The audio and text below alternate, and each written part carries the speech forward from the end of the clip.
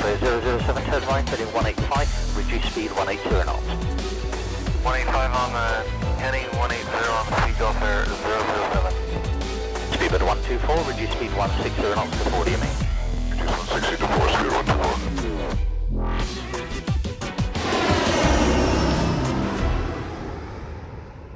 Hello there guys, Matt here, hope you're all well and welcome to my best FSX/P3D add-ons for 2015. Okay, before we get started, a few things to get out of the way. See it as a bit of a disclaimer. First of all, when I did this last, it was in 2013, and I stated in that video that everything in the video is completely opinion based and there isn't any statistics to back it up, it's just purely what I thought. However, I've mixed it up a little bit this year. I went out on Facebook and I went out on Twitter and I asked you guys what you thought your best add-ons for this year were. That mixed with my opinion, we have essentially the ultimate top 10 add-ons for FSX and Prepared, or P3D, whichever you want to call it. Even though I've taken your opinions into consideration, there are a few stipulations, i.e. my own rule set that I've made up, and they are as follows. Anything that's in the top 10 can only be add-ons that I personally own and have used, not necessarily made a video with. And second of all, they have to have been released within the year 2015. There's no point in saying let's add an add-on that's been done in 2014, let's say in late December, because well, that was 2014. Okay, so with that out the way, and without further ado, kickstarting us off at number 10, released in August of this year,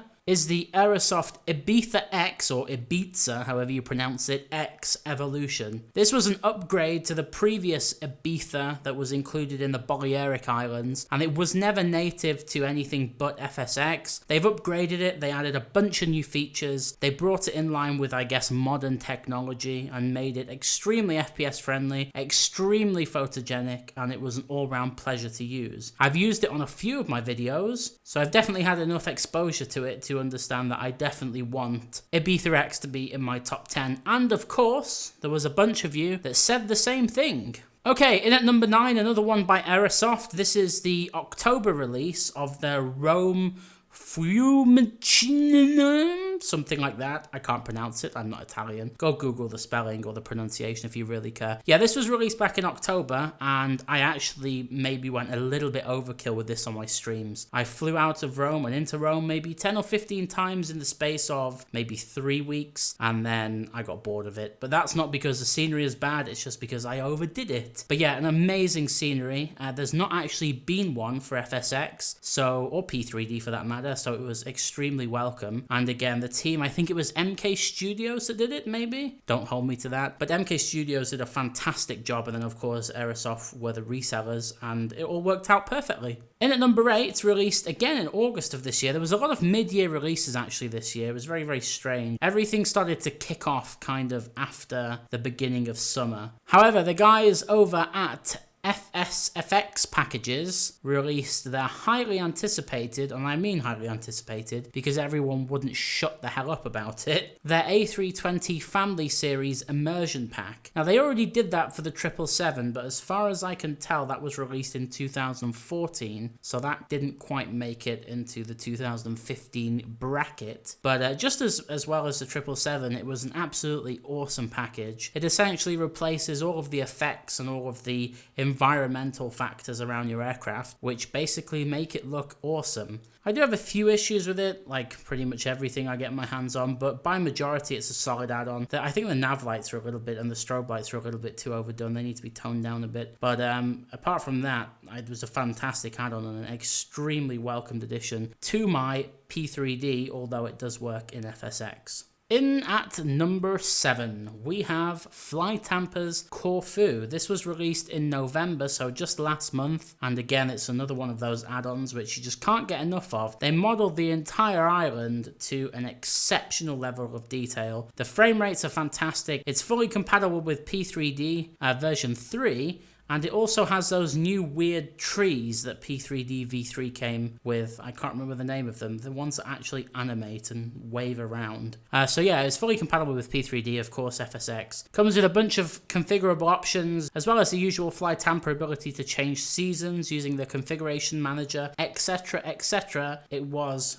quite possibly my favorite European scenery add-on of the year. In at number 6, something I've still not done a video on because I haven't had time, but by God is this thing nice. It's Flightbeam's San Fransisco HD. Now, Flightbeam have a reputation for making phenomenal scenery, and this is no exception. It's essentially a new build of their old San Fransisco. If you ever had the version 1, we're going to call it, the non-HD version, it wasn't, well, okay, it was nice, it was good for its time, but it became extremely outdated, and as things were added to the NorCal area by Orbex and people like that, it became increasingly more laggy, especially in P3D. So the new HD seemed to rectify that, and I fell in love with it. It's got a bunch of things that are different from the original version, and well, it's cheap as well. For what was it, 22 pounds in my currency for a scenery of such high fidelity. I was pretty impressed. So yeah, well worth a look at if you're after replacing the old one with the new one. Seems to be pretty much fully compatible with everything, including all the Orbex stuff, and I couldn't recommend it more. In at number 5, my arch nemesis, which always seems to be FS2 Crew. However, FS2 Crew this year, in July, I think it was, released the NGX Reboot Edition. Now, the NGX Reboot Edition was essentially a complete rewrite of the initial one that came out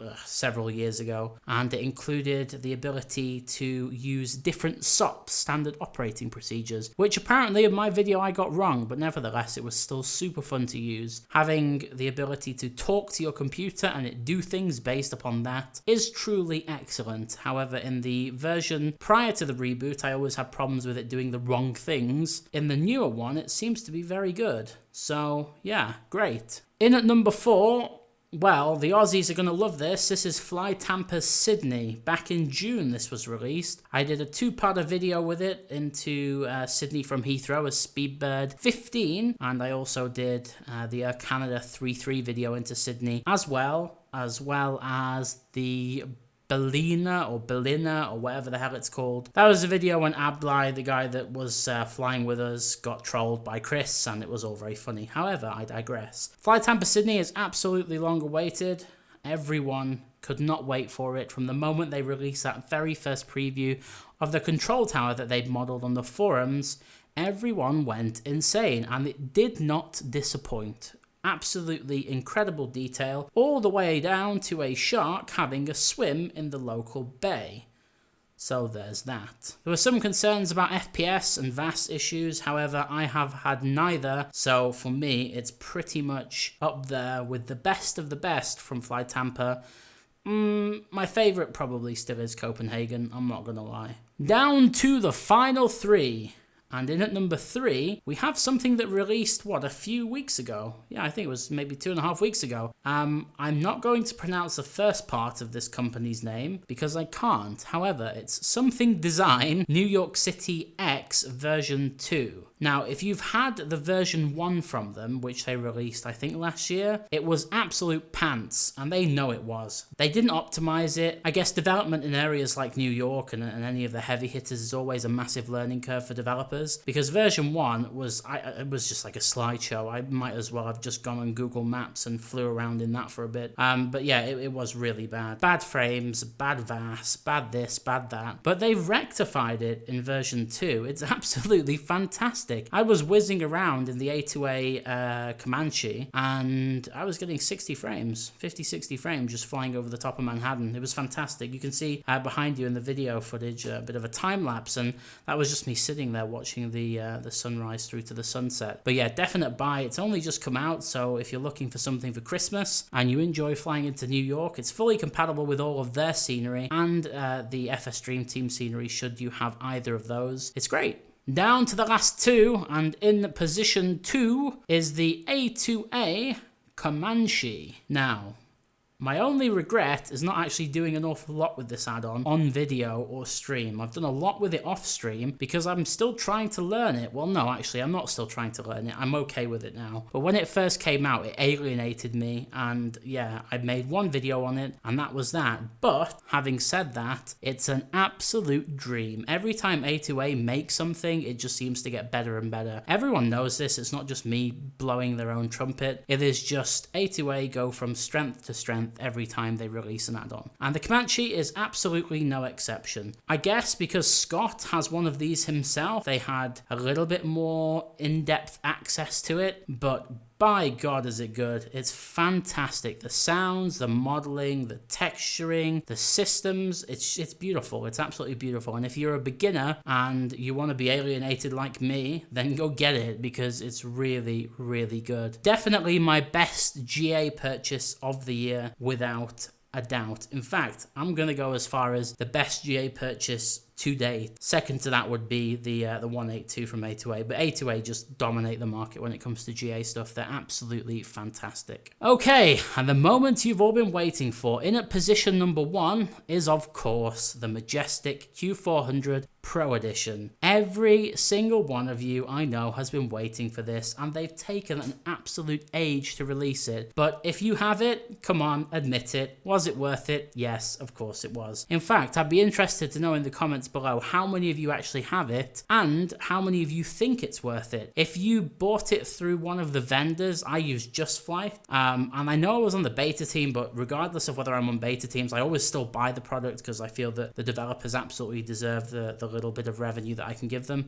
But yeah, I bought it from Just Flight and I had the original copy, so the pilot version, and then due to spending some money between then and now in the Just Flight store, I got the upgrade to the Pro for just £4, which is what, $8-9. Absolutely perfect. I've flown the shared cockpit with a bunch of you, and although I've not really made any videos with it yet, we've still been getting to grips with how the shared cockpit works. It's an absolute dream to fly, and of course you've got the failures, you've got this, that and the other. Everything that the Pro offered is now in place, including the heads-up guidance display, which I still think to this day is kind of OP for a Q400, but whatever, I didn't design it. But yeah, it's just an all-round solid add-on. The guys over at Majestic are legitimately the nicest people I've ever met in the development world of flight sim. That alongside the guys at A2A, I wish they'd just come together and do something epic, but actually they don't need to because individually their products are awesome anyway, so I don't know why they would need to collaborate. That's just me getting a little bit excited, but there you go. So that's my top 10. As always, if you have a top 10 or you think I've got it wrong or you think I've got it right, let me know. Write in the comments below. I'd love to know what you think. Although I've already got the vast majority of you on Facebook and Twitter telling me what you think, and I think this list pretty much reflects that. I would absolutely love to hear from you. I would also love to hear from you whether you want to see the worst add-ons for FSX/P3D of this year. I've been toying with the idea of doing this for a few years on the run, but I don't fancy pissing anyone off. But I do think sometimes a little bit of bad PR, especially if it's constructive criticism, can be good for some people. So if you think it's worth it, then let me know. And if the consensus is that people want to see it, then I'll absolutely go ahead and we'll get that sorted out. Okay, so I think that's us done here. I guess there's now a list of 10 things you can ask Santa for, and maybe you will be granted your wishes. Okay, thanks very much for watching, guys. I hope you enjoyed it, and until the next video, take care, and I'll speak to you all soon. Bye-bye.